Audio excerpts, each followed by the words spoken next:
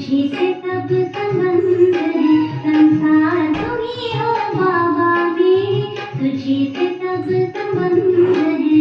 तेरी याद में डूब कर पाया बेहद का परमानंद है। संसार तुम ही हो बाबा मेरे, तुझी से सब संबंध है। संसार तुम ही हो बाबा मेरे, तुझी से सब संबंध है।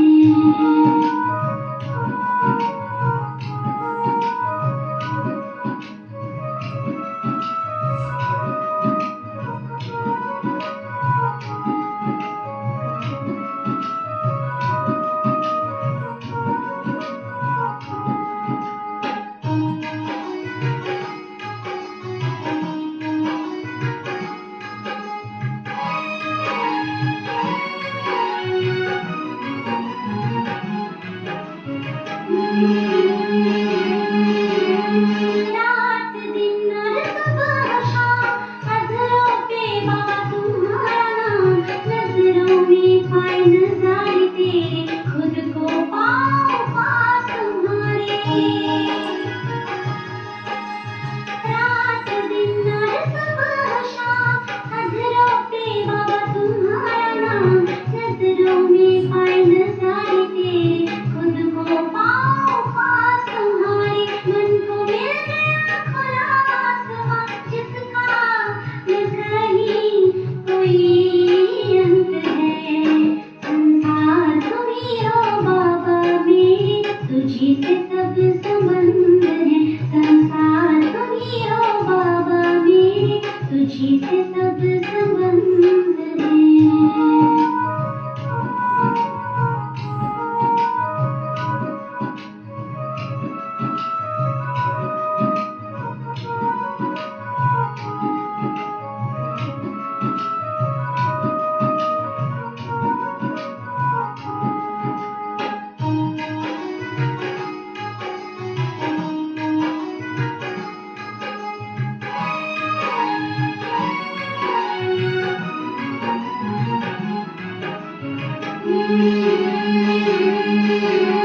मेरे सजदा मेरी ख्वाहिश, चेहरे की तुम हो मुस्कान, इन सांसों की महक हो तुम बाबा मेरे हो अरमान। मेरे सजदा मेरी ख्वाहिश, चेहरे की तुम हो मुस्कान, इन सांसों की महक हो तुम बाबा मेरे हो अरमान। दिल की हर सांस तुम्हीं से, तुमसे जीवन में चिर बसंत है। संसार तुम ही हो बाबा मेरे, तुझी से सब संबंध है। संसार तुम ही हो बाबा मेरे, तुझी से सब संबंध है। तेरी याद में डूब कर पाया बेहद का परमानंद है। संसार तुम ही हो बाबा मेरे, तुझी से सब संबंध है। संसार तुम ही हो बाबा मेरे, तुझी से सब संबंध है। संसार तुम ही हो बाबा मेरे, तुझी से सब संबंध है।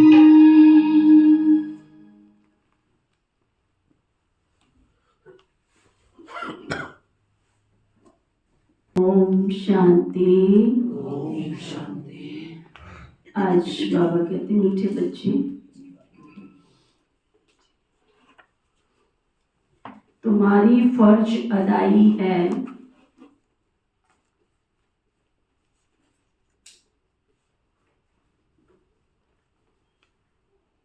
घर घर में बाप का पैगाम देना।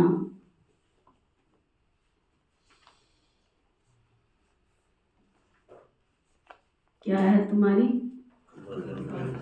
क्या फर्ज अदाई है? घर घर में बाप का पैगाम देना। कोई भी हालत में ना, कोई भी हालत से मतलब कोई भी कंडीशन हो तुम्हारी, उससे कोई लेना देना नहीं है भगवान को।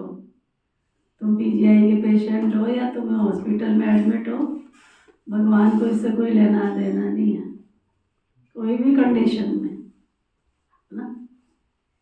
युक्ति रचकर बाप का परिचय हर एक को अवश्य दो।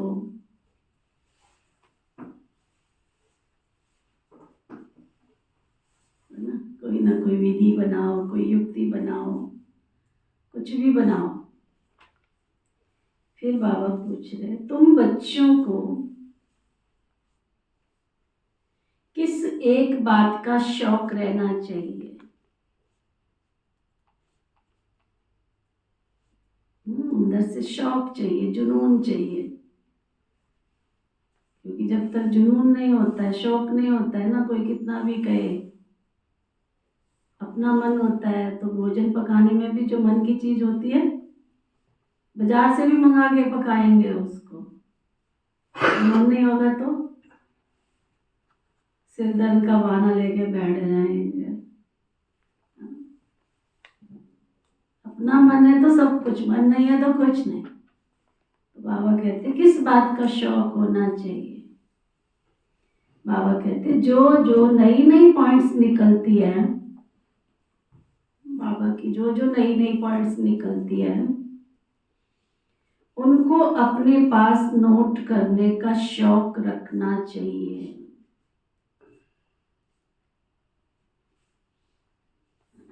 क्योंकि इतनी सब पॉइंट्स याद रहना तो मुश्किल है ना।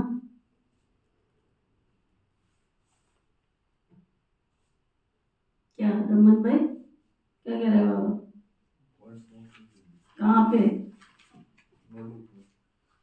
तो काय पे नोटबुक?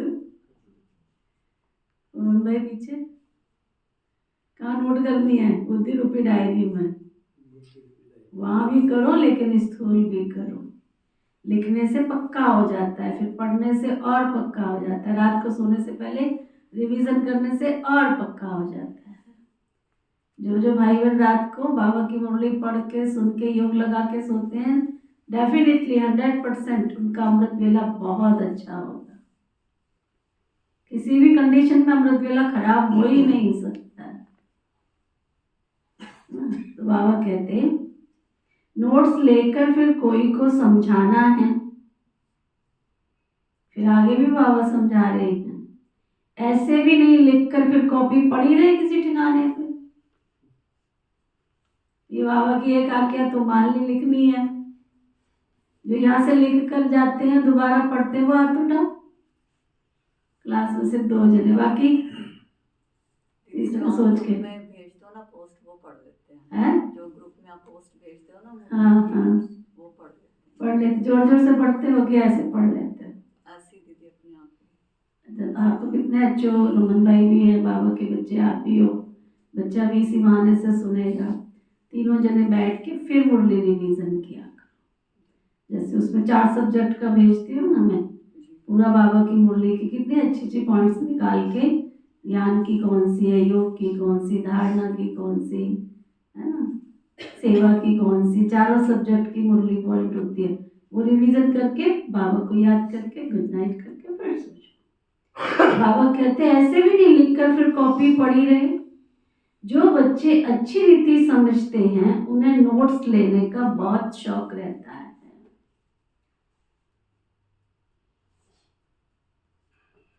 दुनिया में आप देखो, जिसको पढ़ने लिखने का शौक होगा ना, वही तरक्की कर सकता है, नहीं तो नहीं कर सकता। ये 100% निश्चित है। अगर जीवन की आपने तरक्की करनी है तो न्यूनेस चाहिए रोज आपको।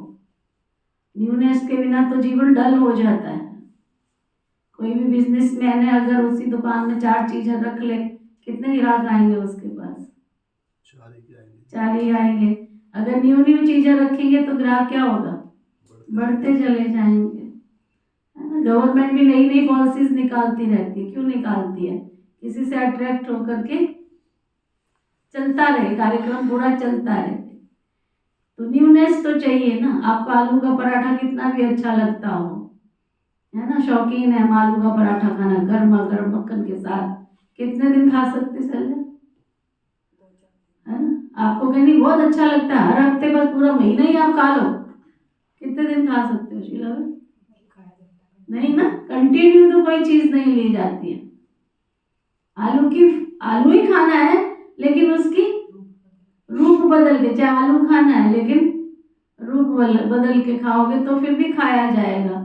अगर एक ही तरह से खाते रहोगे तो नहीं खाया जाएगा। ऐसे ही बाबा की नई नई पॉइंट्स होती है, कोई ना कोई विधि बनाओ, कोई ना कोई युक्ति बनाओ, न्यूनेस सुनते रहो, पढ़ते रहो, आगे बढ़ते रहो। गीत है लाख जमाने वाले, लोग कोई कुछ भी कहे कहता रहे, गीत है ना, कोई मुझे जंगली कहे तो कहता रहे, कहता है तो कहता रहे, जो जिसको कहना है कहता रहे, किसी के कहने से क्या हो जाएगा। जिंदगी मेरी अपनी है, मुझे अपने आप चैलेंज के साथ ही जिंदगी को जीवन यापन करना है। दुनिया में देखो, लोग रामायण पर साल साल में जब रामायण आती है, रामायण का दिन आता है तो राम है ना, रामलीला करते हैं। कितना खर्चा होता है रामलीला का जब करते, बोलो भाई? 10-12 लाख रुपए खर्चा करते हैं। कितने राम पैदा होते हैं उससे? होते नहीं होते ना, एक भी राम पैदा नहीं होता। इतना खर्चा करते हैं। रामायण जो है ना, अगर एक एक पात्र को आप देखो ना, हमारे जीवन की एक पढ़ाई है, चैलेंजेस है। पूरी रामायण हमारे जीवन का चैलेंज है, चैलेंज। ऐसी असम विषम परिस्थितियों को चैलेंज है ना, खुद अगर मैं उसमें लेके बैठ जाऊं तो 1 घंटा लग जाएगा मुझे। एक एक पात्र को आप देखो, चाहे वो श्री राम जी को देखो, चाहे दशरथ जी को देखो, चाहे माँ कौशल्या को देखो, चाहे कैकेयी को देखो, एक एक पात्र। आप डीप में जाओ, आप तो बिना चप्पल के 1 कदम भी नहीं चल सकते हो, है ना। भरत, संत भरत कहा उसको, क्यों कहा? पैदल जंगल में, जंगल इमेजिन करो जरा, तुम इमेजिन तो करो जंगल क्या चीज होती है। बाप ने आज्ञा दे दी तुझे जंगल में जाना है, उसने एक बार नहीं सोचा कि जंगल क्या चीज होती है। पार्क में तो घूम लोगे, जंगल में घूमोगे? हाँ, जाओ एमपी के जंगलों में जाओ, जो एमपी के जंगल है ना उनमें घूम के दिखाओ, है ना। पार्क में तो सारी दुनिया घूमती है, घूम लेगी। कहाँ नहाना है, कहाँ धोना है, यहाँ तो एक दिन रजाई नहीं मिली तो एक दिन कंबल नहीं मिला तो एक दिन ये नहीं। कितनी अवस्था हमारी ऊपर नीचे हो जाती है, ये सुविधा नहीं मिली, वो सुविधा नहीं मिली। श्री राम जी ने सोचा कहाँ नहाएंगे, कहाँ धोएंगे, सोचा एक पल भी सोचा कपड़े कहाँ पहनेंगे हम, खाना कहाँ खाएंगे, सोचा। और जंगलों में आज तो फिर भी बहुत बहुत तरक्की हो गई है समाज में। उस जमाने में जब श्री राम जी को आज्ञा दी गई होगी, उस समय तो क्या था, राक्षसों की दुनिया थी, चारों तरफ राक्षस घूमते थे। श्री राम जी को थोड़ी एहसास था कि मैं भगवान हूं, ये थोड़ी उनको एहसास था कि मैं भगवान हूं इसलिए मैं राक्षसों को मार के गिरा दूंगा। लेकिन एक बार नहीं सोचा, एक बार भी नहीं सोचा, चल दिए, है ना। आप सोचो जरा, विचार करो। पूरी रामायण जो है चुनौती वाली रामायण है। अपने चैलेंजेस, हमारी लाइफ में जो चैलेंजेस आते हैं उनको कितना स्वीकार कर रहे हैं। जरा जरा सी बात पे रूठ जाते हैं, जरा जरा सी बात पे फीलिंग आ जाती है, जरा जरा सी बात पे हम अपनी अवस्था को खत्म कर देते हैं। आप सोचो जरा, मैं कई बार बैठ के सोचती, देखो ना, श्री सीता जी जो एकदम कोमल कली थी, जिसके माँ बाप ने उसको कितने प्यार से पाला होगा, एक बार भी नहीं सोचा कि मैं जंगल में कहाँ की यात्रा करने जा रही हूँ। मैं जंगल में थोड़ी पता था उसको कहाँ खाने को मिलेगा, कहाँ पकाने को मिलेगा, कैसे पकाऊं। नौकरों के बीच में रहने वाला, है ना, दास दासियों के बीच में रहने वाला बंदा, और वो झट से कहता है नहीं मैं भी आपके पीछे होके चलूंगी। कपड़े भी बदल लिया उसने, तुमसे एक सफेद ड्रेस भी फॉलो नहीं हो रही अभी, है ना। सोचने की बात, हमसे भी बाबा की आज्ञा के अनुसार एक सफेद ड्रेस फॉलो नहीं हो रही है। और वो माँ सीता, ऐसे थोड़ी वो माँ सीता बन गई। 100 कारण निकाल लेते हैं हम ड्रेस के, या बिंदी लगा लो, या टिक्का लगा लो, या सितारे लगा लो। सीता ने सोचा उसने उसको साध्वी के कपड़े दे दिया तो उसने पहन लिए साध्वी के कपड़े। चैलेंजेस है। बाबा हमको नई दुनिया में ले जाने के लिए आया, हम कौन से चैलेंज का पालन कर रहे हैं? हम अपनी मन मर्जी से नियम और मर्यादा बना के डल जाते हैं, फिर उसमें गोल गोल घूम जाते हैं, रामायण तक भी नहीं पहुंचे। तुम श्री कृष्ण की बात तो बहुत दूर की है। 1 मिनट बैठ करके अपने आप को एकांत में चेक किया करो, श्री राम जी के कौन कौन से गुण आए हैं, श्री सीता जी के कौन कौन से गुण है मेरे अंदर। वो त्याग की मूर्त थी, वो तपस्या की मूर्त थी, जिसने 14 पूरा रावण की जेल में उसने अपना जीवन यापन कर दिया और टच नहीं कर सका उसको कोई। क्या खाया था उसने, क्या पिया था कंदमूल में, कैसे वो रही होगी एक पेड़ के नीचे। यहाँ मतलब इतनी जो कथाएं बनी है उनके पीछे लॉजिक क्या है? बाबा हमको बनाने आए, बाबा होलसेल कह देता है, बाबा कहता है सतयुग और त्रेता की राजधानी स्थापन करने आए। हमने पढ़ लिया और लिख लिया, जय राम जी की, हरे कृष्णा हरे राम। राम कौन था, त्रेता कौन था, त्रेता में सीता कौन थी, भरत कौन था, शत्रुघ्न कौन था? शत्रुघ्न जिसने विघ्नों को विनाश किया वो शत्रुघ्न है। एक एक चीज को चेक करो, एक एक पात्र को चेक करो। तब का गीत है, लाख जमाने वाले लोग कुछ भी कहें कहते रहे, अपनी पथ से अपने लक्ष्य से हमको विमुख नहीं होना है। ओम शांति। मीठे मीठे रूहानी बच्चों ने गीत सुना। रूहानी बच्चे, ये अक्षर तो एक बाप ही कह सकते हैं। रूहानी बाप बिगड़ कभी कोई किसको रूहानी बच्चे तो कह ही नहीं सकते। बच्चे जानते हैं सब रूहों का एक ही बाप है, हम सब हैं भाई भाई, गाते भी है ब्रदरहुड। फिर भी माया की प्रवेशता ऐसी है जो परमात्मा को सर्वव्यापी कह देते हैं, तो फादरहुड हो पड़ता है। रावण राज्य पुरानी दुनिया में ही होता है, नई दुनिया में तो राम राज्य अथवा ईश्वरीय राज्य कहा जाता है। ये सब समझने की बात है, बहुत गहरी समझने की बात है कि राम राज्य किसको कहा जाता है, रावण राज्य किसको कहा जाता है।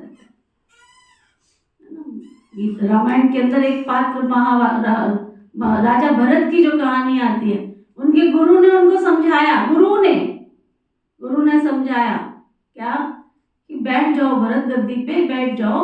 2 आज्ञाएं मिली थी तुम्हारे बाप से, एक ने तो पालन कर ली, तुम भी पालन करो। आज्ञा मिली थी, पालन कर सकते थे ना, जब श्री राम जी ने पालन की तो वो भी तो कर सकते थे ना। इतना सुंदर जवाब दिया राजा भरत ने। कहता गुरुजी, अगर मैं इस आज्ञा को पालन करूंगा ना तो सारी दुनिया रसातल में चली जाएगी। बोला कैसे चली जाएगी रसातल में? कैसे चली जाएगी रसातल में? इतने सारे राक्षस सारी दुनिया में घूम रहे हैं, वो कुछ भी उल्टा सुल्टा कर रहे हैं, तुम तो सीधा कर रहे हो, बाप की आज्ञा मान रहे हो। बोला मैं जिस दिन गद्दी पर बैठ गया तो सारी दुनिया रसातल में चली जाएगी, कोई भाई भाई का मान सम्मान इस संसार में रहेगा नहीं। यहाँ तो एक एक इंच के पीछे लड़ते हैं, झगड़ते हैं। रामायण सिखाती है भाई हो तो भरत जैसा हो। 12 लाख रुपए खर्चा कर दिया, एक भरत नहीं पैदा हुआ, ठीक है ना। तो इसलिए बाबा हमको क्या बनाने आ रहा है, इन छोटी छोटी बातों में अपनी अवस्था को डाउन नहीं करो। ये नहीं मिला, वो नहीं मिला, वो नहीं हुआ, ऐसा नहीं हो। चाहे वो आश्रम की बात है, चाहे घर परिवार की बात है, फिर तो आने का फायदा है ना। यहाँ पर बाबा रोज मुरली सुना रहे हैं। प्रैक्टिकल जीवन में धारणाएं करो तो बाबा कहता है राम राज्य क्या है और रावण राज्य क्या है। ना तो हम राम राज्य वाले हैं, ना हम रावण राज्य वाले हैं, हम तो ईश्वर की संतान हैं। तो ईश्वर के गुण और शक्तियां भी तो झलकने चाहिए ना। ये बड़ी समझने की बातें हैं। 2 राज्य जरूर है, ईश्वरीय राज्य और आसुरी राज्य, नई दुनिया और पुरानी दुनिया। नई दुनिया जरूर बाप भी रचते होंगे। इस दुनिया में मनुष्य नई दुनिया और पुरानी दुनिया को नहीं समझते हैं, गोया कुछ भी नहीं जानते। तुम भी कुछ नहीं जानते थे, बिल्कुल बेसमझ थे। नई सुख की दुनिया कौन स्थापन करता, फिर पुरानी दुनिया में दुख क्यों होता है, स्वर्ग से नरक कैसे बनता, ये किसको भी पता नहीं है। इन बातों को तो मनुष्य ही जानेंगे ना। देवताओं के चित्र भी हैं तो जरूर आदि सनातन देवी देवताओं का राज्य था, इस समय तो है नहीं है। ये है प्रजा का प्रजा पर राज्य। बाप भारत में ही आते हैं, मनुष्यों को तो ये पता नहीं है कि शिव बाबा भारत में आकर क्या करते हैं। अपने धर्म को भूल गए हैं तुमको अब मैं तुम्हें सबको परिचय देना है। त्रिमूर्ति और शिव बाप का ब्रह्मा देवता, विष्णु देवता, शंकर देवता कहा जाता है। फिर कहते हैं शिव परमात्मा नमः। तो तुम बच्चों को त्रिमूर्ति शिव का परिचय देना है ना, सारी विश्व की आत्माओं को शिव बाबा का परिचय देना है ना, ऐसी ऐसी सर्विस करनी है। कोई भी हालत में बाप का परिचय सबको मिले, कोई भी हालत में। तो बाप से वर्षा ले ले में, तुम जानते हो अभी हम बाप से वर्षा क्या कर रहे हैं, ले रहे हैं, और बहुतों को वर्षा लेना है। हमारे ऊपर फर्ज अदाई है, ये हमारा फर्ज है। कौन सा? सबको बाप का पैगाम देना। कल मैंने क्लिप भेजी है ना, किस किसने देखी? 4-5 जनों ने लंबा हाथ उठाओ, किस किसने देखी? नहीं, अच्छी क्लिप भेजी, छोटी सी है, देख लेना जा करके। भगवान का परिचय देना, कोई इसमें शर्म की बात है क्या? लोग झूठ बोलने से नहीं डरते हैं, और तुमको सच बोलना है तो भी तुम डर रहे हो। डर डर के पर्चे बांटते हो, डर डर के सेवा करते हो, डर डर के बाबा का संदेश देते हो। तो लड़के से अच्छी तरह से बाबा का संदेश दो सबको। मौका दिया है बाबा ने, अवसर दिया है। अगली बाबा ने कहा था दीपावली नहीं आएगी, तो दीपावली निकल गई। बाबा का कहने का अगली शिवरात्रि नहीं आएगी, ऐसी वाली नहीं आएगी जैसी वाली अभी है। गंगा स्नान किया है किसी ने? डुबकी लगाई है? किस किसने लगाई? हाथ उठा। पानी में डुबकी किस किसने लगाई? लगाई है पक्का? अगली डुबकी वाली पहली वाली डुबकी के समान होती है क्या? जो पहली डुबकी लगाते हो, क्या दूसरी वाली भी वैसी होती है? वैसी होती है? क्यों फर्क पड़ता है? पहले तो ठंड लगती है बहुत ज्यादा। पहले ठंड लगती है बहुत ज्यादा, और क्या फर्क होता है? ठंड लगती है, इनको ठंड लगती है, ये फर्क होता है। आप सबको क्या फर्क लगता है? क्या कह रहे? नशा से चढ़ा होता कि नहाने के लिए जा रहे हैं। अच्छा, तो पहली डुबकी बाद जब दूसरी लगाते हैं तो उसमें क्या फर्क होता है? देखा नहीं होता, जैसे पहली बार जैसे हम गए, हाँ, कुछ देखा ही नहीं हुआ था। हाँ, तो लोग खुशी थी, जैसे मधुबन पहले गई थी। वो मैं दूसरे आजू बाजू मत जाओ। पहली डुबकी लगाते हैं तो दूसरी डुबकी में क्या फर्क है? दूसरी थोड़ी गहरी हो गई, दूसरी गहरी होती है, पहली थोड़ी कम। ये देखो, पहली डुबकी जब लगाते हैं तो वो पानी क्या करता है? वो पानी आगे खिसक जाता है, उसी पानी में तो डुबकी नहीं लगती है ना। अब वही चीज, वही सिचुएशन, वही पल तो नहीं दोबारा हो सकता ना। गहरी बात है समझने की। जब आपने पहली डुबकी लगाई तो वो पानी आगे खिसक गया ना दूसरी डुबकी के टाइम पे, कि वही था? तो अंतर नहीं हुआ है ना। गहरी बात है, बुद्धि चलानी पड़ती है, दिमाग चलाना पड़ता है। तो हर पल हमारा न्यूनेस है, हर पल, हर घड़ी सब कुछ नया नया है। इसलिए ये नहीं सोचो ऐसा है तो अगली शिवरात्रि तुम सोचो आएगी ऐसी, तो ऐसी तो नहीं आएगी। हमारी एज बदल जाएगी, हमारी शक्ल बदल जाएगी, हमारी मूरत सूरत बदल जाएगी। 1 साल में तो बहुत कुछ परिवर्तन हो जाता है। तो इसलिए बाबा कहता है अगला पल वो पल आने वाला नहीं है, इसलिए जो सामने घड़ी है उस समय कर लो। बाबा कहते हैं तुम्हारे ऊपर फर्ज अदाई है घर घर में बाप का पैगाम देने की। वास्तव में मैसेंजर तो एक बाप ही है। बाप अपना परिचय तुमको देते हैं, तुमको फिर औरों को बाप का परिचय देना है, बाप की नॉलेज देनी है। मुख्य है त्रिमूर्ति शिव, इनका ही कोर्ट ऑफ ऑमर्स बनाया है। गवर्नमेंट इनका यथार्थ अर्थ नहीं समझती है, उसमें चक्र भी दे दिया है, चरखे मिसल, फिर उसमें लिखा हुआ है सत्यमेव जयते। इनका अर्थ तो निकलता ही नहीं है, ये तो संस्कृत अक्षर है। अब बाप तो है ही ट्रुथ, वह जो समझाते हैं उससे तुम्हारी विजय होती है सारे विश्व पर। बाप कहते हैं मैं सच सच कहता हूँ, तुम इस पढ़ाई से सच सच नारायण बनते हो। वो लोग तो क्या क्या अर्थ निकालते हैं, वो भी उनसे पूछना चाहिए। बाबा तो अनेक प्रकार की बातें समझाते हैं। जहाँ जहाँ मेला लगता है वहाँ नदियों पर जाकर समझाओ। पतित पावन गंगा तो कोई हो नहीं सकती है। नदियाँ तो सागर से निकली हैं, वह है पानी का सागर, उनसे पानी की नदियाँ निकलती है। ज्ञान सागर से ज्ञान की नदियाँ निकलेगी। तुम माताओं में अज्ञान है, गौमुख पर जाते हो, उनके मुख से पानी निकलता हुआ दिखाते हैं। बाबा कहते समझते गंगा का जल है, इतने पढ़े लिखे मनुष्य भी समझते नहीं यहाँ गंगा का जल कहाँ से आया, है ना। शास्त्रों में तो वाण मारा और गंगा निकल आई ऐसा दिखाते हैं। अब ये सब ज्ञान की बातें हैं, ऐसे नहीं कि अर्जुन ने वाण मारा और गंगा निकल आई। कितना दूर दूर तीर्थों पर जाते हैं, कहते हैं शंकर की जटाओं से गंगा निकली, जिसमें स्नान करने से मनुष्य परी बन जाते हैं, मनुष्य से देवता बन जाते हैं। ये भी परी मिसल है ना। अभी तुम सब क्या बन रहे हो, बाबा के ज्ञान गंगा में डुबकी लगा के मनुष्य से देवता बन रहे, परी तो बन रहे हो ना। अब तुम बच्चों को बाप का परिचय देना है, इसलिए बाबा ने ये सुंदर सुंदर चित्र बनवाए हैं। इसलिए जहां भी सेवा कर रहे हो ना वहाँ एग्जीबिशन भी लगानी, सुन रहे हो बोला भाई, टेंट लगेगा तो उसके साथ चित्र भी लगाने हैं, प्रदर्शनी के चित्र भी लगाने हैं। साथ में जिनकी सेवा है उनको सहयोगी साथी बना के चित्र भी लगाओ वहाँ पर, ठीक है। और वहाँ खड़े होके समझाओ भी, यही साथ देना, खूब अच्छी तरह सेवा कर लो जितना हो सकता है। और सब भाई बहनों को जैसे कहा है ना, पहले पहुँचो, 1 घंटे 1.5 घंटे पहले पहुँच जाओ, जो भी आए उसको बाबा का संदेश देना है, तो ना उमंग उत्साह से बाबा की सेवा करनी है। बाबा कहते हैं चित्र किस लिए बनाए, समझाने के लिए बनाए। त्रिमूर्ति शिव के चित्र में सारी नॉलेज है, सिर्फ उन्होंने चित्र के त्रिमूर्ति के चित्र में नॉलेज देने वाले शिव का चित्र नहीं है, नॉलेज लेने वाले का चित्र है। अभी तुम त्रिमूर्ति शिव के चित्र पर समझाते हो, ऊपर है नॉलेज देने वाला, ब्रह्मा को उनसे नॉलेज मिलती है, फिर जो फैलाते हैं उसको कहा जाता है ईश्वर के धर्म के स्थापना की मशीनरी। ये देवी देवता धर्म बहुत सुख देने वाला है ना। बाबा जो धर्म स्थापन कर रहे हैं ये क्या है, देवी देवता धर्म सबको बहुत सुख देने वाला है, बहुत सुख देने वाला है ये देवी देवता धर्म। तुम बच्चों को अपने सत्य धर्म की पहचान मिली है, तुम जानते हो उनको भगवान पढ़ाते हैं, तुम कितना खुश होते हो। बाबा कहते हैं तुम बच्चों का तो खुशी का पारावार भी नहीं होना चाहिए। रहते हो खुश, ऐसा बाबा कहते हैं, जो कहते हैं हम सदा खुश रहते, वो हाथ उठाओ। कहते बाबा कह रहा है कि तुम बहुत खुश रहते हो, ऐसे बोल रहा है बाबा, ऐसे सर्टिफिकेट दे रहा है।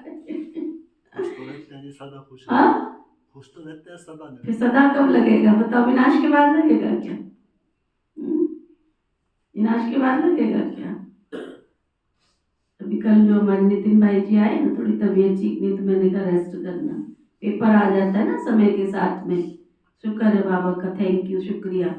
जिस दिन आया दिल्ली आया था, परसों दिल्ली प्रोग्राम था उसका, कहता दीदी मैं आया तो 12 बोतलें चढ़वा के लास्ट राजधानी से जब आया, कहता लास्ट 6:30 बजे में ड्रिप लेके फिर आया, अभी ट्रीटमेंट चल रहा है उसका, और रिपोर्ट्स भी सब ऊपर नीचे गड़बड़। मैंने कहा कोई नहीं, आपने उठना नहीं है, रेस्ट करो, बाबा आपसे सेवा लेगा वही बहुत है, आप रेस्ट करो, माइक लगे ऊपर मुरली सुन लेना, उठना नहीं है। वहाँ से कोई कपड़े उसने सोचा गर्मी शुरू हो गई है, यहाँ अभी तक टोपी नहीं सिर की उतरी है, सुना, यहाँ टोपी नहीं उतरी है। तो मैंने कहा नहीं, गर्म कपड़े की लापरवाही नहीं करनी, गर्म कपड़े पहनो, रेस्ट करो। तो कल बातचीत चल रही थी, कहता दीदी मैं आपको बताऊं, एक क्लिप उसने मेरे पास भेजी, अभी मैंने देखी नहीं है, 2 क्लिप्स भेजी हैं। कहता कि सन 2028 में इस सृष्टि को केवल और केवल 4 घंटे लगेंगे, सिर्फ 4 घंटे, परिवर्तन होने में सिर्फ 4 घंटे लगेंगे। अभी तक हम सुनते थे 45 मिनट में सारी दुनिया में तहस नहस हो जाएगा, ओनली 45 मिनट्स। कल भूकंप आया दिल्ली में, आप सोचो कितनी देर लगती है ना, कुछ नहीं पता है चारों तरफ। तो कहता वो जो जिसका मैंने आपको क्लिप भेज रहा हूँ मैं, आप इसको अच्छी तरह सुना। ये उसको ज्ञान में नहीं चलती है वो कोई, लेकिन उसने ये चीज़ ट्रांस जैसे होता है ना, दिव्य दृष्टि, उस दिव्य दृष्टि में जाकर के उसको सारी देवताओं से सबसे जो बातें हुई, उसने 10 साल तक छिपा के रखी सारी बातें, और 10 साल इसलिए छिपा के रखी कि बिना उनकी आज्ञा के हम बता नहीं सकते हैं। तो उसने फिर आज्ञा ली कि अब दुनिया की हालात बहुत खराब हो रहे हैं, तो मुझे बताओ तो सही, मैं दुनिया को अल्टीमेटम तो दूं, इशारा तो दूं कि ऐसा ऐसा होने वाला है, उससे पहले तुम थोड़े सावधान हो जाओ। क्योंकि जो ज्योतिषियों ने जो बातें कही, कोरोना की, बीमारियों की, है ना, बड़े बड़े पहुंचे हुए होते हैं, वो ज्योतिषी हैं। ज्योतिषी का मतलब ये एक विद्या है, ये भी एक विद्या है, तो उनको पता चल जाता है ना। तो वो कहते फिर उसने उनसे आज्ञा ली, तो उन्होंने टाइम नहीं बताया, टाइम बता दिया, सब कुछ बता दिया है, लेकिन कैसे होगा क्या होगा थोड़ा सा उन्होंने कहा नहीं ऐसे नहीं बताना, तो उसको गुप्त रखा है। डेट कौन सी है वो नहीं बताया, सन बता दिया, समय बता दिया, कितना समय लगेगा वो बता दिया, लेकिन डेट नहीं बताई है। महीना बता दिया, लेकिन महीने में कौन सी डेट को होगा ये नहीं बताया। और क्या चाहिए तुमको? सन 2028 में मार्च महीने में 4 घंटे लगेंगे सारी दुनिया को उलट पुलट होने में, सारी दुनिया को परिवर्तन होने में केवल 4 घंटे। कितने साल रह गए? क्या कर लोगे? क्या क्या कर लोगे? तुम तो बहुत भविष्य की प्लानिंग कर रहे हो। तो अभी भविष्य की प्लानिंग में सिर्फ क्या करना है, मुझे घर वापस जाना है, इसलिए मेरी अवस्था बहुत अच्छी होनी चाहिए, क्योंकि अवस्था होगी तो व्यवस्था भी अच्छी होगी। मैं तो खुद अपने आप से, मेरे से आप लोग फील करते हो नहीं करते मुझे मालूम नहीं, मैं तो अपने आप को बहुत बहुत समेटने की तरफ जा रही हूँ। सेवा होती है तो बैठे हैं तो खाली थोड़ी भगवान की रोटियां खाएंगे। आप लोगों को भी प्रेरणा देती रहती, दे दो तो भी ठीक है, किसी से कोई जोर जबरदस्ती नहीं है। जिसने जो भाग्य बनाना है बना लो, कल को तुम्हारी चीजों की कोई आवश्यकता महसूस नहीं होगी, भगवान को भी। समझा? बहुत बहुत समय फास्ट गति से जा रहा है। तो बाबा कहते तुमको कितना खुश होना चाहिए, खुशी का पारोवार चढ़ना चाहिए, क्योंकि तुम्हें पढ़ाने वाला कौन है? भगवान पढ़ा रहा है। अब तो मनुष्य कहने लग गया, भगवान ने तो सन 1937 में कह दिया था, शास्त्रों में तो लिखा हुआ है जब कलयुग का अंत होगा, है ना। रामायण की चौपाई में भी आता है, जब जब होए धर्म अधीरा तब तब लू में मनुष्य शरीरा। जब धर्म का अधर्म हो जाता है, आज दुनिया में चारों तरफ क्या है? अधर्म ही अधर्म है ना। लोग धर्म का चोला पहनकर क्या कर रहे हैं? अधर्म के रास्ते पे चल रहे हैं ना। गुरु नानकों के गुरु नानक जो शास्त्र है उनका, अपना सिखों का क्या बोलते हैं उसको, शास्त्र को, ग्रंथ में लिखा हुआ है सन आवे 1920 तब रहे ना हिंदू ना रहे मुस्लिम ना रहे ईसा। ईसा तो कब से निकल गया, हम बिल्कुल लास्ट स्टेज पे खड़े हैं। अभी कल परसों भी आपको मैंने बताया कि परसों बाबा का जब मैंने सुना, बाबा ने कहा बच्चे अचानक संगम युग खत्म हो जाएगा। कल हमारी इसीलिए डिस्कशन उसके साथ चल रही, अचानक संगम खत्म हो जाएगा। अगर हम देखें तो हमारे लिए तो जिस दिन गुलजार दादी जी ने शरीर छोड़ा उसी दिन संगम युग खत्म हो गया। बाबा भी चला गया, दादियां भी चली गई। इस यज्ञ को केवल धक्का देके चलाया जा रहा है, केवल चलाया जा रहा है। अब इस यज्ञ में कोई सार नहीं है, इसलिए किसी ब्राह्मण आत्मा को मत देखो, मत देखो वो इतना पुराना है, वो ऐसे कर रहा है, वो इतना पुराना है, मत देखो, क्योंकि अभी एक झटके से पाठ निश्चित करेगा भगवान। इसको ये मिलना है, इसको ये मिलना है, इसको ये मिलना है, इसको ये मिलना है। इसलिए अपने पाठ को संभालो, अपनी सीट को संभालो, समझा ना। किसी और को मत देखो, अपनी सीट को देखो, मेरी सीट डिस्टर्ब तो नहीं हो रही है ना। तो बाबा का संदेश क्या था कि अचानक 2 बातें ब्राह्मण बाबा के बच्चे पक्के करे। एक तो संगम युग अचानक खत्म होगा, लेकिन अचानक होने से पहले तुमने क्या कर लिया? तुम्हें फरिश्ता बनना है। हमारे में से, अपनों में से कौन कौन फरिश्ता बन गया? हाथ उठाओ, कौन कौन बन गया? हाथ उठाओ। फरिश्ता जिसका देह भी याद ना आवे, देहदारी भी याद ना आवे, ऐसी स्थिति किस किस की बन गई है? तो हम कहाँ खड़े हैं फिर दुनिया में, और हमारे में क्या अंतर है? दुनिया जैसे भागेगी हम भी वैसे ही भागना शुरू कर देंगे।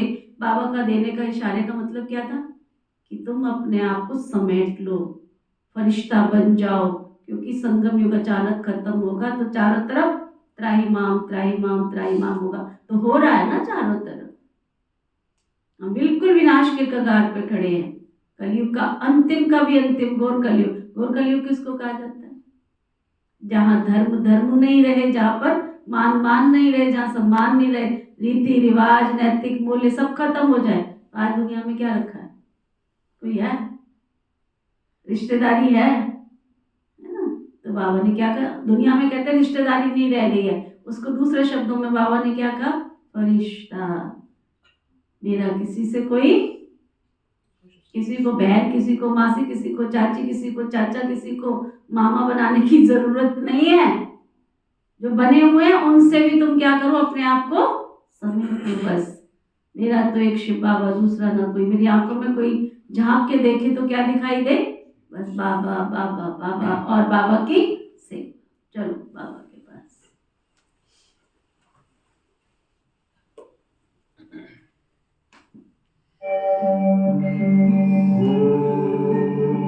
शांति शांति शांति शांति। अंतर मन में ज्योति जगा लो, होगा दूर अंधेरा।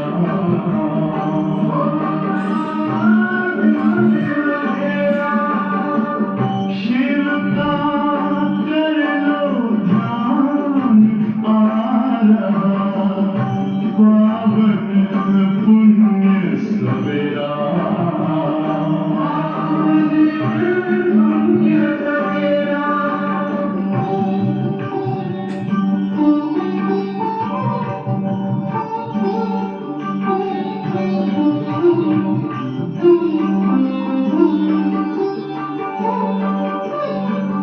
तुम हो कौन, कहाँ से आए, अपने आप को जानो। राजयोग के द्वारा अपना परम पिता पहचानो। इसी राजपथ पर चलकर तुम पालो अपना बसेरा।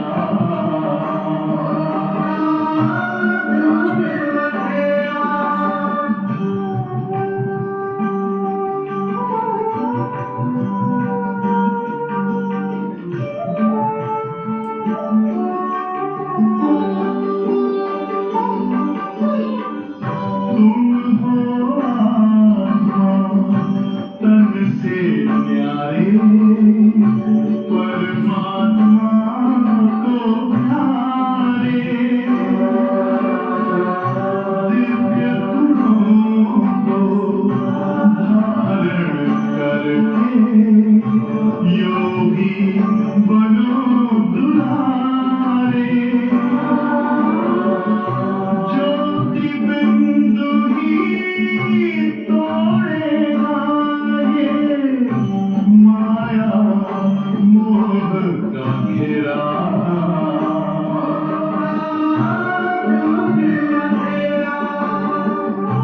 अंतर मन में ज्योति जगा लो, होगा दूर अंधेरा।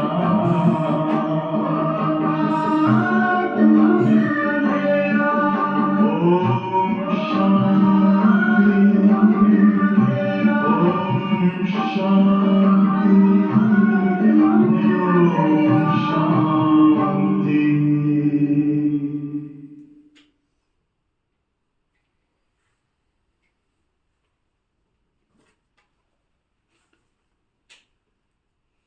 तो बाबा कह रहे थे तुम बच्चों को खुशी का पारावार, बच्चों को खुशी का पारावार होना चाहिए। पारावार ना हो मतलब खुशी से भी बढ़ के खुशी होनी चाहिए। तुमको पढ़ाने वाला स्वयं भगवान है, तो भगवान तो निराकार शिव है ना। दुर्गत बाबा कहते ना कि श्री कृष्ण बाप बैठ समझाते, सर्व का सदगति दाता तो एक बेहद का बाप है। सदगति सतयुग को कहा जाता है, दुर्गति कलयुग को कहा जाता है। नई दुनिया को नई, पुरानी को पुरानी ही कहेंगे ना। मनुष्य समझते अभी तो दुनिया को पुराना होने में 40,000 वर्ष होने चाहिए। कितना मुझे पड़े हैं बेचारे, सिवाय बाप की इन बातों को कोई समझा ना सके। बाबा कहते हैं मैं तुम बच्चों को राज्य भाग्य देकर बाकी सबको अपने साथ घर ले जाता हूँ। जो मेरी मत पर चलते हैं वही तो देवता बन जाते हैं।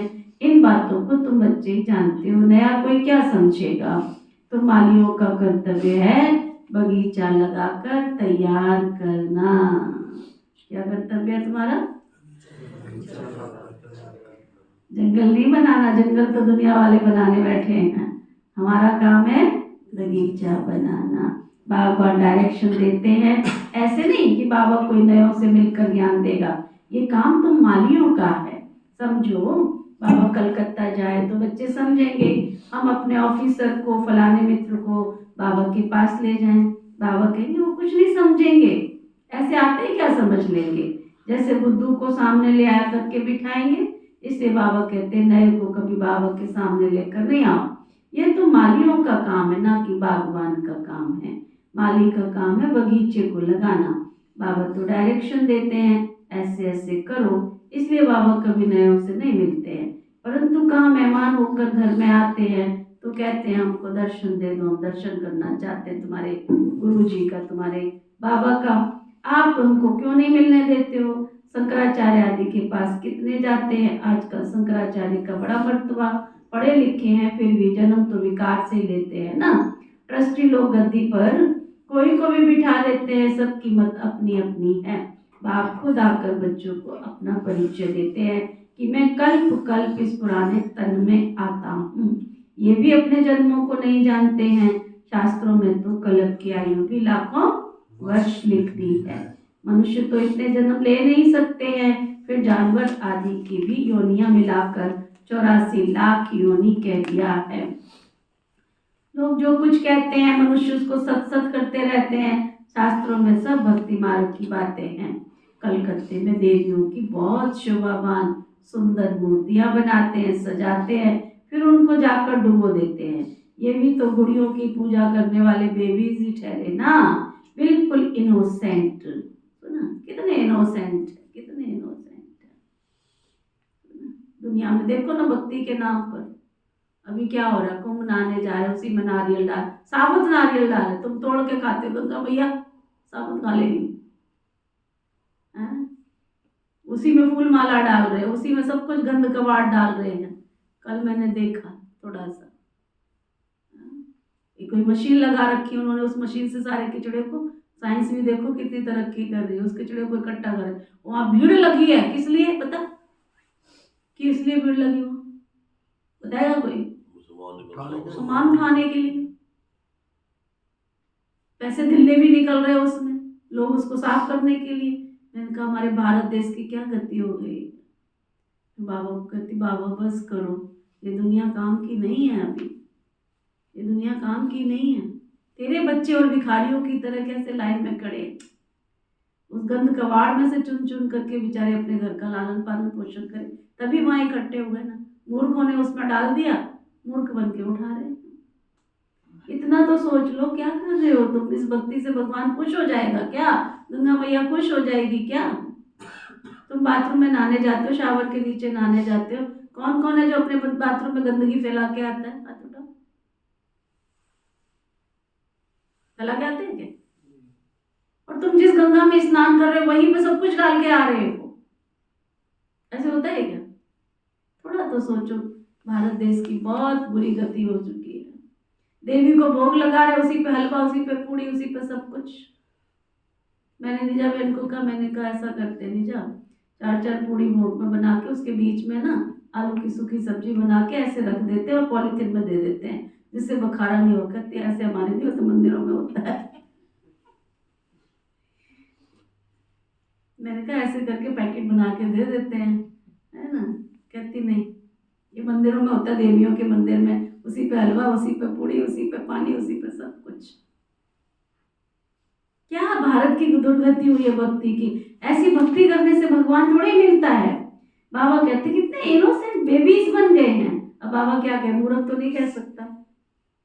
बाबा कहते बिल्कुल बच्चा बुद्धि बन गए। तुम जानते हो ये नरक है, स्वर्ग में तो अथाह सुख थे। अभी तो कोई मरता है तो कहते फलाना स्वर्ग पधारा, तो जरूर कोई समय स्वर्ग था, अब नहीं है। नर्क के बाद जरूर स्वर्ग आएगा। इन बातों को तुम बच्चे ही जानते हो, मनुष्य तो रिंचक भी नहीं जानते, तो नया कोई बाबा के सामने बैठ क्या करेंगे। इसलिए माली चाहिए जो पूरी परवरिश करे। यहाँ तो माली भी ढेर के ढेर चाहिए। मेडिकल कॉलेज में कोई नया जा करके बैठे तो क्या समझेगा। ये भी नॉलेज है ना, नई बाप कहते मैं आया हूँ सबको पावन बनाने, मुझे याद करो तो पावन बन जाएंगे। इस समय सब तमो प्रधान आत्माएं है ना, तब तो कह देते हैं आत्मा सो परमात्मा, सब में परमात्मा। तो बाप थोड़े बैठ कर ऐसों से माथा मारेगा। एक बार कोई बच्चा समझेगा तो समझे, समझने वाले को समझाया जाता है, ना समझने वाले को। दुनिया में क्या कहते हैं, सोते हुए को जगाना आसान है, और जो मचल के सोया हुआ है उसको, सोया हुआ होगा तो वो पट से आवाज लगाएगा हाँ जी, और जो जाग के मचल के सोया हुआ है तो निशानी है। अगर वापस आवाज नहीं आ रही है इसका मतलब मचल के सोया हुआ है। तो ऐसे जो समझना ही नहीं चाहता है उसको समझाने का क्या फायदा। जो समझदार है, जो समझना चाहता है, बाबा दोनों बातें सिखाते हैं। बाबा कहते हैं मुझे याद करो तो तुम पावन बन जाएंगे। इस समय है तमो प्रधान आत्माएं, तब तो कहते हैं ना आत्मा सो परमात्मा, सब में परमात्मा है। तो बाप थोड़े ऐसे से बैठ करके माथा मारेंगे। जो समझना ही नहीं चाहता है उसको कितनी बार कोई समझाएगा, एक बार, दो बार, तीन बार, है ना। फिर थोड़ा ठहरेगा, फिर एक बार, दो बार, तीन बार, फिर एक बार ठहरेगा, फिर एक बार, दो बार, तीन बार, उसके बाद क्या करेगा, छोड़ो ना इसको, इसकी किस्मत इसको जहाँ लेके जाना चाहती है वहां ले जाए, हमारा काम पूरा हुआ। शुभ भावना जरूर रखेंगे, बाबा इस आत्मा का कल्याण कर दो, इस आत्मा का कल्याण हो जाए, है ना। तो बाबा कहते इस समय तो सब तमो प्रधान बन गए हैं, तब तो कहते हैं आत्मा सो परमात्मा, सब में परमात्मा है। तो बाप थोड़े ऐसों से बैठ करके माथा मारेगा। ये तो मालियों का काम है कांटों को फूल बनाना। तुम जानते हो भक्ति रात है, ज्ञान दिन है, गाया भी जाता है ब्रह्मा का दिन ब्रह्मा की रात। प्रजापिता ब्रह्मा के तो जरूर बच्चे भी होंगे ना। कोई को इतना भी अक्ल नहीं है जो पूछे कि इतने ब्रह्मा कुमार कुमारियां, इनका ब्रह्मा कौन, अरे प्रजापिता ब्रह्मा तो मशहूर है, उनके द्वारा ही ब्राह्मण धर्म स्थापन होता है। कहते भी है ब्रह्मा देवताए नमः, बाप तो बच्चों को ब्राह्मण बनाए फिर देवता बनाते हैं। जो नई नई पॉइंट्स निकलती है उनको अपने पास नोट करने का शौक रहना चाहिए। जो बच्चे अच्छी रीति समझते हैं ना उन्हें नोट्स लेने का बहुत शौक होता है। नोट्स लेना अच्छा है क्योंकि इतनी सब पॉइंट्स याद रखना तो मुश्किल है। नोट्स लेकर फिर कोई इसको समझाना है, ऐसे नहीं लिखकर कोई कॉपी पड़ी रहे किसी एकांत में। नई नई पॉइंट्स मिलती रहती है तो पुरानी पॉइंट्स की कॉपी पड़ी रहती है, स्कूल में भी पढ़ते जाएंगे, पहले दर्जे वाली किताब पड़ी रहती है। अब तुम बच्चों को बाबा समझाते हैं पिछाड़ी में ये समझाओ मन मनावव अध्यात्म। बाबा को सृष्टि चक्र को याद करो, मुख्य बात है मामेकम याद करो। इसको ही योग अग्नि कहा जाता है। भगवान है ना, भगवान ज्ञान का सागर है, मनुष्य शास्त्रों का सागर। आप कोई शास्त्र नहीं सुनाते हैं, वो भी शास्त्र सुनाए तो बाकी भगवान और मनुष्य में फर्क क्या हुआ। बाप कहते हैं भक्ति मार्ग के शास्त्रों का सार मैं आकर तुम बच्चों को समझाता हूँ। वह मुरली बजाने वाले सर्प को पकड़ते हैं तो उनके दांत निकाल देते हैं, है ना। जो होता है सपेरा क्या करता है, सर्पों को पकड़ के फिर उनके दांत निकाल देते हैं। यहाँ भी बाबा क्या करते हैं, बाबा कहते हैं बाप भी विष पिलाना तुमसे छुड़वा देते हैं, तुम भी किसी को विष मत दो, इसी विष से तो मनुष्य पतित बने। विष माना काम विकार की अग्नि में जल करके खाक हो गए हैं। बाप कहते हैं इनको छोड़ो, फिर छोड़ते नहीं है। बाप तुमको गोरा बनाने के लिए आते हैं। क्या बनाने आते हैं बाबा तुमको, गोरा बनाने आते हैं, और तुम फिर गिर करके काले के काले बन जाते हो। बाप आए हैं तुम बच्चों को ज्ञान चिता पर बिठाने, ज्ञान चिता पर बैठने से तुम विश्व के मालिक बनते हो, जगत जीत बन जाते हो। मन के हारे हार है और मन के जीते जीत, जगत जीत बन जाते हो। अच्छा मीठे मीठे सिकी रहे बच्चों प्रति माता पिता बाप दादा का याद प्यार और गुड मॉर्निंग। रूहानी बाप की रूहानी बच्चों को नमस्ते। हम सब रूहानी बच्चों की रूहानी बाप दादा को नमस्ते नमस्ते नमस्ते जी। धारणा के लिए मुख्य सार, सदा खुशी रहे कि हम सत्य धर्म की स्थापना के निमित्त हैं। क्या खुशी रहे हम सत्य धर्म की स्थापना के निमित्त हैं। बाबा ने हमको निमित्त इसलिए बनाया है कि हम सत्य धर्म की स्थापना के निमित्त हैं। स्वयं भगवान हमें पढ़ाते हैं।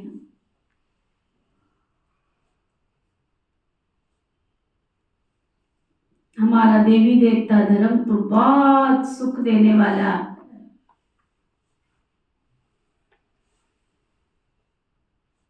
हमारा देवी देवता धर्म हमको बहुत बहुत सुख देने वाला है।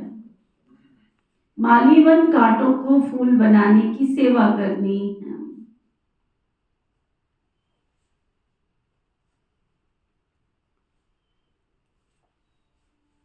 पूरी परवरिश कर फिर बाप के सामने लाना है। निश्चय करा दो पहले सामने वाले को, भगवान कौन है, सृष्टि का सृजनहार कौन है। मेहनत करनी है, मेहनत। पर्चे बांट दी बच्चों को, इसको हमने कितने पर्चे बांटे। रेस के घोड़े में ऐसा थोड़ी होता है, कोई यहाँ इनाम थोड़ी मिल रहा है तुमको कि तुमने 100 बांट दिए घर में जाके रख दिए। जो बाबा ने पर्चे बांटने के लिए कहा, किस किस के पास पर्चे पड़े, हाथ उठाओ अभी घर में। जो यहाँ से पर्चे लेके गए हैं वो घर में रख दिए, वो हाथ उठाओ, लंबा हाथ उठाओ।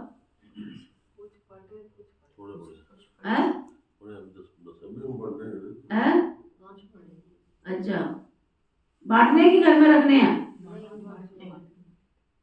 इसलिए बांटो उनको समय से पहले। ये ना हो कि हाँ पड़े रह जाए, फिर बाद में उठा के या इकट्ठे करके रख जाते हैं टेबल पे, मेरे सिराने रख जाते हैं। उसका कोई बोल नहीं है, बोल चढ़ जाएगा। एक एक पर्चे की बहुत कीमत है। अगर किसी आत्मा को उसमें से एक शब्द का तीर लग गया तो उसकी तो तकदीर एक ही जन्म के लिए बदल जाएगी, तो ना। अगर किसी के पास एक्स्ट्रा पड़े हैं तो दे दो आपस में एक दूसरे को। मेहनत करनी है, एक एक के ऊपर मेहनत करनी है। वरदान, सतगुरु प्यारे बाबा का वरदान। पुरानी देह और दुनिया को भूलने वाले,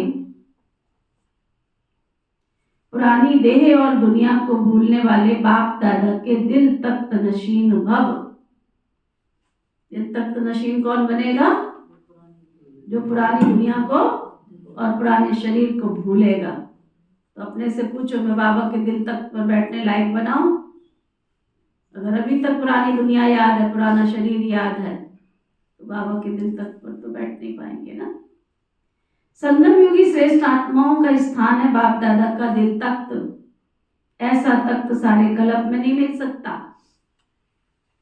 विश्व के राज्य व स्टेट के राज्य का तख्त तो मिलता रहेगा, लेकिन ये तख्त नहीं मिलेगा। इतना विशाल तख्त है ये, इतना विशाल। जो चलो फिरो खाओ सो, लेकिन तख्त नशीन रह सकते हो। जो बच्चे सदा बाप दादा के दिल तख्त नशीन रहते हैं ना, वे इस पुरानी देह और पुरानी दुनिया से विस्मृत हो जाते हैं। इसे देखते हुए भी नहीं देखते हैं।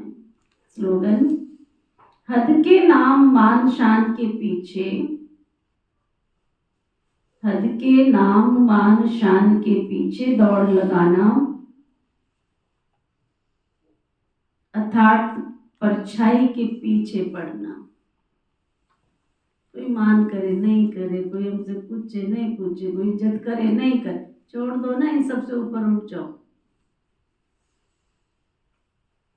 दोषारोपण करना छोड़ दो। जो कुछ हो रहा है सबका दोषी कौन हूं? जो कुछ भी हो रहा है मेरे साथ, जो भी घटना मेरे साथ घट रही है, उसका दोषी कौन हूं? जिस दिन ये फार्मूला अपना लिया ना, इसके कारण उसके कारण, उसके कारण उसके कारण, उसके कारण नहीं, मेरे साथ जो घटना घटित हो रही है, पुण्य का फल मिलता है तो भी मेरे कर्मों का, पाप का मिलता है तो भी मेरे कर्मों का। कोई भी घटना का जिम्मेवार दूसरा नहीं है, मैं खुद उस घटना का जिम्मेवार हूँ। तो क्या होगा? दृष्टि बदलेगी, वृत्ति बदलेगी, और जैसे दृष्टि वृत्ति बदलेगी तो सृष्टि भी बदल जाएगी, है ना। तो इसे देखते हुए मत देखो। अच्छा, हद के नाम मान शान के पीछे मत भागो, ये परछाई के समान है। आज का व्यक्त इशारा, एकांत प्रिय बनो, एकता और एकाग्रता को अपनाओ। एकांत प्रिय बनो और एकता और एकाग्रता को अपनाओ। जैसे कोई भी नई इन्वेंशन अंडरग्राउंड जाने से कर सकते हैं, कोई भी खोज करनी होती तो क्या करते हैं, एकांत में चले जाते हैं।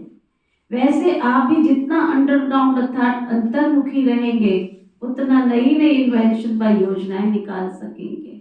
अंडरग्राउंड रहने से एक तो वायुमंडल से बचाव हो जाएगा, दूसरा एकांत प्रिय होने के कारण मनन शक्ति भी बढ़ेगी, और तीसरा कोई भी माया के विघ्नों से सेफ्टी का साधन बन जाएगा।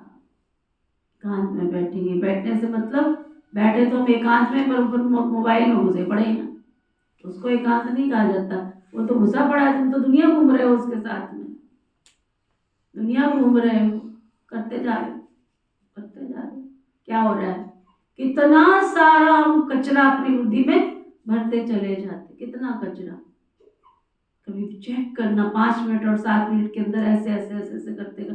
हाँ, नॉलेज रखनी है दुनिया की, कोई अच्छी अच्छी बातों की नॉलेज रखो, लेकिन वहीं से नॉलेज थोड़ी मिलेगी तुमको। बाबा के इतने सारे बाबा के बच्चे हैं, बाबा की मुरली इतनी अच्छी है, एक बार पढ़ो दूसरी बार पढ़ो तो दूसरी पॉइंट टच हो जाती है ना। तो इसलिए क्या, तीसरा कोई भी माया के विघ्नों से सेफ्टी का, पहला क्या बनेगा, सुनो ध्यान से, वायुमंडल से बचाव हो जाएगा, इधर उधर की फालतू वाहियात बातें, दूसरा मनन शक्ति बढ़ेगी, तीसरा माया के विघ्नों से बचाव हो जाएगा। ओके, ओम शांति।